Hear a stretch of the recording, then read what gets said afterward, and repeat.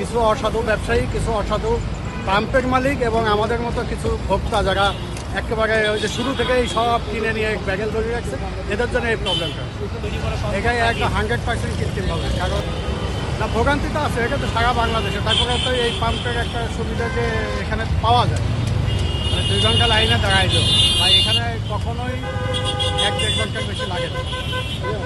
আমরা যে এক ধরনের দেখছি যে এরকম তেল পাওয়া যাচ্ছে না অনেক অনেক পাম্পে, এই যে তেল পাওয়া যাচ্ছে না, এটা কি কৃত্রিমভাবে মানুষের তৈরি করা সম্ভব? এটাই একটা 100% কৃত্রিম হবে, কারণ এটা পেট্রোল আর অক্টেন তো বাইরে থেকে আসে না, আমি যতটুকু জানি। আমি জানি এটা গ্যাসেরই একটা অংশ তো, এবং ডিজেলের হয়তো বা আমি সঠিক জানি না, তবে আমি যতটুকু জানি যে এটা বাইরে থেকে একটু আপনার লাগে না। তো সেই হিসাবে আপনার এইভাবে এই মুহূর্তে সংকট হওয়ার কথা না, হইলে আরও হয়তো 1-2 মাস পরে হইতে পারে, সেটা আলাদা কথা।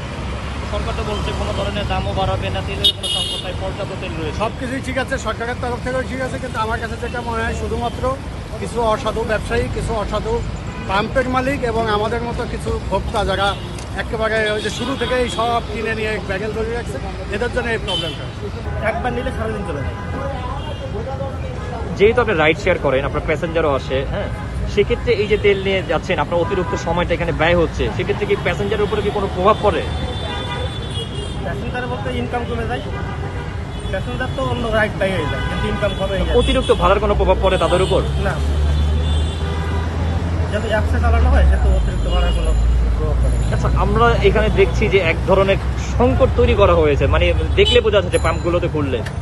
এটা কি কৃত্রিমভাবে তৈরি করা সংকট নাকি অন্য কোনো কারণ হতে পারে এটা? সেটা তো আমি বলতে পারবো না। তবে এখানে মানুষ অতিরিক্ত তেল নিচ্ছে, তো যার যা না লাগে তার থেকে বেশি তেল নিচ্ছে, এটা সমস্যা। দেখা যাচ্ছে আমার লাগে প্রতিদিন 5 লিটার, আমার 5 লিটারে হয়, কিন্তু অনেকে 5 লিটার লাগে না, তারা বেশি নিচ্ছে, এই হচ্ছে সমস্যা।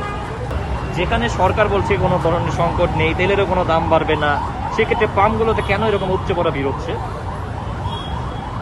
কারণ পাম্পে তো পর্যাপ্ত সাপ্লাই নেই। আপনার পাম্প তো ম্যাক্সিমাম টাইম থাকে বন্ধ। ওই দিনের আগে তো পাম্প তো 24 ঘন্টা চালু থাকতো, এখন দেখা যায় দিনের ভিতরে সর্বোচ্চ 8 থেকে 10 ঘন্টা পাম্প চালু থাকে।